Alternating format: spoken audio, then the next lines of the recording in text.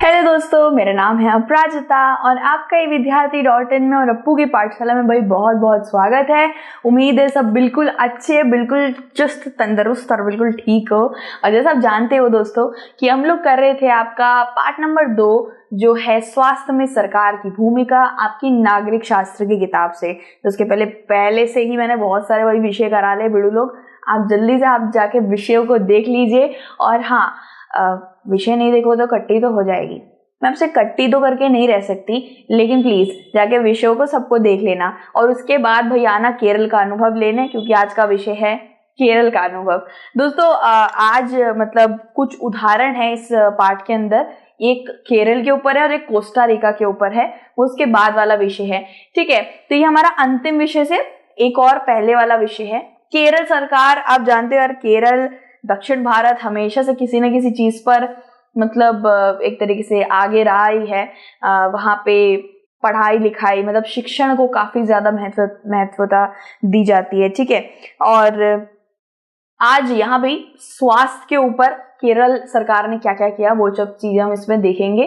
तो शुभारंभ कर देते हैं इस विषय का। केरल सरकार ने राज्य में कुछ बड़े बदलाव किए थे। अब वो बदलाव दोस्तों क्या थे? पूरे राज्य के बजट का 40%, अगर समझ लीजिए 200 करोड़। ठीक है भाई, करोड़ों में ही बातें होती हैं, करोड़ों में ही बातें होती हैं सरकार के अंदर, है ना। इतने सारे लोगों का पेट भरना, सब कुछ चलाना, सड़कें बनाना, उसके लिए तो भाई करोड़ों में ही बातचीत होती है। तो 200 करोड़ समझ लीजिए केरल सरकार का बजट है। ठीक है, तो इसमें से 40% यानी कि पूरा का पूरा आप ले सकते हो 50 करोड़ तक ले सकते हो। 50 करोड़ पूरा का पूरा इन्होंने पंचायत यानी कि गांव में जो पंचायती राज होता है, जिसको हम अंग्रेजी में लोकल गवर्नमेंट भी कहते हैं। ठीक है, जो वहां पे सरकार होगी लोकल गवर्नमेंट यानी कि पंचायती राज, उसको दे दिया। ठीक है, पंचायती राज को वैसे यार दोस्तों देखा जाए तो बहुत सी सरकार खुद के पास ही पैसा रख लेती है। जब पैसा हाथ में आता है, जब थोड़ी बहुत नीयत भी खराब होती है, आंखें भी खराब हो जाती हैं। लेकिन केरल सरकार ने बहुत अच्छा कदम उठाया, पंचायती राज को 40% दे दिया, जो कोई छोटी आम बात नहीं थी। इससे गांव के लिए पीने का पानी, भोजन, महिला के विकास और शिक्षा आदि के लिए उचित व्यवस्था सुनिश्चित करना संभव हो सका। अब दोस्तों ऐसी सरकारें भी बहुत आती हैं, जो आती तो है, बन जाती हैं सरकार, लेकिन वो काम वाम नहीं करती है, सिर्फ पैसा वगैरह खाती है। और ऐसी भी बहुत सरकारें आई हैं जिसके वक्त पे सच में भारत का एक नक्शा ही बदल गया, जिसमें सच में उन्नति का एक चेहरा देखा लोगों ने। ठीक है, तो यार केरल सरकार ने देखा जाए तो वो पैसा वो गोद के बैठ सकती थी फालतू, उनको कम पैसे भी दे सकती थी, लेकिन उन्होंने एक चीज अच्छे से दिमाग में पढ़ ली, जो मैंने अभी पढ़ ली, वो ये है दोस्तों कि सबसे पहले हमें शहरों का निर्माण या शहरों की उन्नति नहीं, गांव की उन्नति देखनी चाहिए। दोस्तों शहरों में तो आप जानते हैं थोड़े बहुत ऐसे लोग, अमीर लोग भी रहते हैं और ऐसे लोग रहते हैं जो कैसे तैसे जुगाड़ कर लेते हैं, अपना चला लेते हैं। उधर अगर शहर में किसी मतलब महिला को पेट से है वो, तो वो जरूर अस्पताल जा पाएगी, गाड़ी, कैब, आजकल वो बहुत सारी चीजें आ गई हैं। लेकिन गांव में ऐसी बहुत सी सुविधाएं नहीं हैं जो शहरों में हैं। और गांव को अगर हम चमका दे, गांव को अगर हम हर चीज में उज्जवल कर दे, अव्वल कर दे, तो यार गांव से एक एक सितारा बाहर निकलेगा। ठीक है, बस ये दिक्कत हो जाती है दोस्तों कि जो गांव में छोटे छोटे बच्चे रहते हैं, लोग रहते हैं, उनको सुविधाएं प्राप्त नहीं हो पाती, इसलिए वो चमक भी नहीं पाते, सितारे भी नहीं बन पाते। और फिर उनको ठेला संभालना, सब्जी उगाना, सब्जी बेचना, कारीगर बनना, ये सब चीजें बनना पड़ जाता है। इसका सबसे बड़ा उदाहरण है दोस्तों मूवी सुपर 30। उस मूवी के अंदर आपने देखा, शायद पता नहीं यार देखा है कि नहीं देखा, लेकिन नहीं देखा तो जाके जल्दी से देख लो। आई थिंक ऋतिक रोशन की मूवी थी वो। उसके अंदर उन्होंने शायद वो आईआईटी के लिए बच्चे तैयार कर रहे थे या किसी बाहर के यूनिवर्सिटी के लिए बच्चों को तैयार कर रहे थे, विश्वविद्यालय के लिए। और वो बच्चे कोई बीड़ी बेचने वाला होता था, कोई सब्जी बेचने वाला होता था, कोई रिक्शा चलाने वाला बच्चा होता था। सोचिए आईआईटी के लिए तैयार कर रहे थे उसको। तो दोस्तों हम सिर्फ शहर के बच्चों पर ही निर्भर, मतलब मैं तो खुद हम लोग शहर के ही बच्चे हैं, आप भी शहर में रहते होंगे, गांव के बच्चे भी मुझे देख रहे होंगे। सब में एक खूबी होती है, लेकिन कभी कभार किसी बच्चे की खूबी दब जाती है अगर वो गांव में रह रहा होता है तो।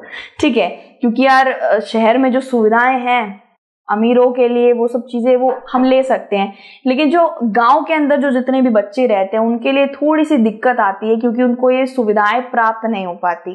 ठीक है, तो इन्होंने क्या किया, 40%, आप सोच सकते हो कि 40% बजट से निकाल कर इन्होंने पंचायती राज को दे दिया, और उसके बाद पंचायती राज ने उसका बिल्कुल सही से उपयोग किया। किस तरीके से, पहले तो पानी की समस्या जितनी भी होती है गांव में तो काफी ज्यादा होती है, उसको ठीक करने की कोशिश करी। फिर भोजन दिया, भाई भोजन देना, एक एक बच्चे के एक एक मुंह में भोजन जाना बहुत ही ज्यादा जरूरी होता है, वरना उसको अल्प पोषण हो जाएगा, कुपोषित हो सकता है वो बच्चा, यानी कि मेल न्यूट्रिशन की तकलीफ हो सकती है। महिला के विकास और शिक्षा आदि के लिए उचित व्यवस्था उन्होंने करी, यानी कि हर तरीके से उन्होंने पढ़ाई लिखाई और महिला का विकास, यानी कि महिलाओं को बहुत सारी दिक्कतें आती हैं, उनके शारीरिक व्यवस्था काफी खराब हो सकती है, तो उन सब चीजों को लेकर उन्होंने हर तरीके की भाई समस्या का समाधान निकाला। सबसे बड़ी बात है शिक्षा। गांव में शिक्षा प्राप्त होना हर बच्चे का अधिकार है, लेकिन ये हर जगह मिल नहीं पाता है। ठीक है, तो सबसे पहले तो शिक्षा दी, ठीक है, और जो कड़ियां होती है ना, जो जड़ें होती है, उनको पकड़ा केरल सरकार ने। देखो कुछ इस तरीके से, मैंने बढ़िया सा खाना भी लगाया केरल सरकार का, मतलब केरला का। कुछ इस तरीके से तो खाना होता है, केला होता है, चावल होता है, रसम, पायसम, सांबर वगैरह, ये सब चीजें। फिर आप देख सकते हो कुछ इस तरीके से खाना वगैरह भी जा रहा है। मिड डे मील की सुविधा भी भाई शायद तमिलनाडु या केरला में शुरू हुई थी 2001 के अंदर, जो भी बहुत अच्छी बात है। इसके फलस्वरूप जल वितरण व्यवस्था की जांच की गई स्कूलों में। जल वितरण यानी कि अंग्रेजी में बोलूं तो वाटर डिस्ट्रीब्यूशन भी बोला जाता है इसको। जल वितरण यानी कि हर एक घर घर में पानी जरूर होना चाहिए, या नलका या कुछ ऐसी सुविधा लगा देनी चाहिए जिससे किसी को पानी की किल्लत ना हो। ठीक है, तो इसका ध्यान रखा गया। मतलब पंचायती राज ने उस पैसों को घोट नहीं लिया, उनका अच्छे से इस्तेमाल किया जितना वो कर सकते थे। फिर आंगनवाड़ी, दोस्तों ये नाम आपके लिए अलग नहीं होगा, ये शायद आपने ये शब्द कहीं ना कहीं जरूर सुना होगा, आंगनबाड़ी। ठीक है, आंगनबाड़ी के कामकाज को सुनिश्चित किया गया और गांव की विशेष समस्याओं पर ध्यान दिया गया। अब दोस्तों सबसे पहले कड़ी बता देती हूँ, कड़ी चावल वाली कड़ी नहीं, ऐसी वाली कड़ी। आंगनबाड़ी क्या होता है ये बता देती हूँ दोस्तों।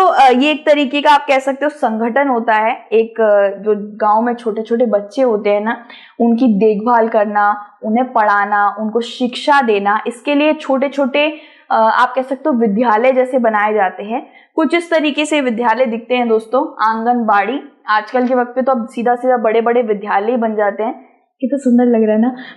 मेरा एक विद्यालय था, एस्ट्रल मैरी पब्लिक स्कूल, वो प्राइवेट स्कूल था शायद, तो वहां मैं पढ़ी हूँ, छोटी कक्षा में पढ़ी थी। तो मेरे दादू जो थे वो बहुत सुंदर कलाकृति पेंटिंग वगैरह बनाते थे, तो पूरे स्कूल में, पूरे विद्यालय में उन्हीं की पेंटिंग वगैरह लगी हुई थी। कुछ इस तरीके से यहाँ पे भी सुंदर सुंदर, मुझे देख के ना याद सी आ गई।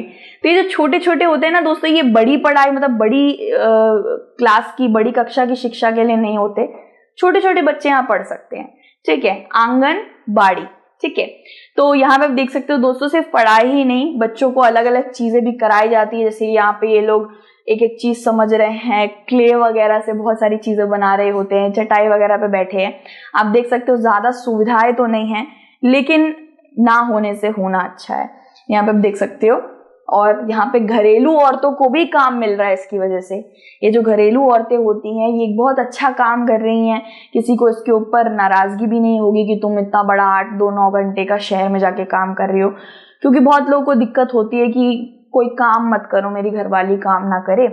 तो यहाँ पे ये इनकी एक तरीके से देखभाल भी कर रही हैं और इनको रोजगार भी मिल रहा है, काम भी मिल रहा है ना।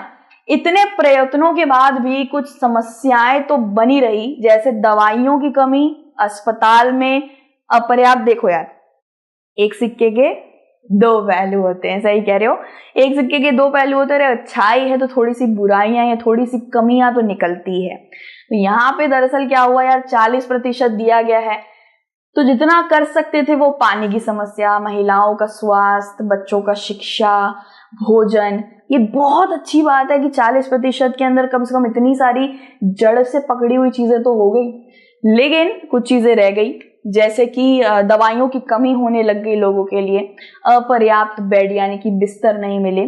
ठीक है, दवाइयों की कमी, बेड की कमी और अच्छे डॉक्टरों की कमी।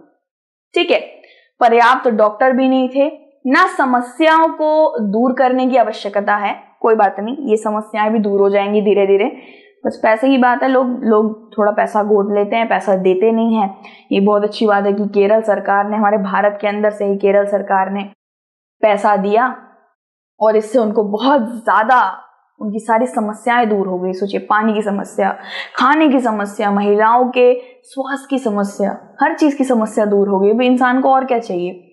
आइए हम दूसरे देश और स्वास्थ्य के मुद्दों के प्रति उसके दृष्टिकोण का एक उदाहरण देखें। अब भाई भारत के केरल राज्य से तो हमने एक उदाहरण ले लिया। भारत के केरल राज्य से ये वाला उदाहरण था। केरल सरकार ने अपना 40% पंचायती राज को देकर वहां की सारी समस्या मिटा दी। थोड़ी बहुत रह गई, शायद वो अभी हो गई होंगी, हट गई होंगी। इसके बाद वाला जो विषय है दोस्तों, वो है कोस्टा रिका का तरीका। यार नाम अच्छा है, इसलिए मैं थोड़ी झूम गई, कोस्टा रिका। तो इसको ऐसे ही बोलते हैं दोस्तों, इसका बोलने का तरीका यही है। तो दूसरे वाले विषय में हम लोग जल्दी से मिलते हैं आपसे। तब तक के लिए आप अपना ध्यान रखिए और उम्मीद करते रहिए कि केरल सरकार की तरह सारी की सारे प्रदेशों की सरकार ऐसी ही बन जाए, और फिर क्या दिक्कत। ठीक है, हंसते रहो, गुनगुनाते रहो, क्योंकि आप बड़े क्यूट लगते पाए हो। ठीक है, चलो, God bless you everyone, take care, और दूसरे विषय में मिलते हैं। बाय।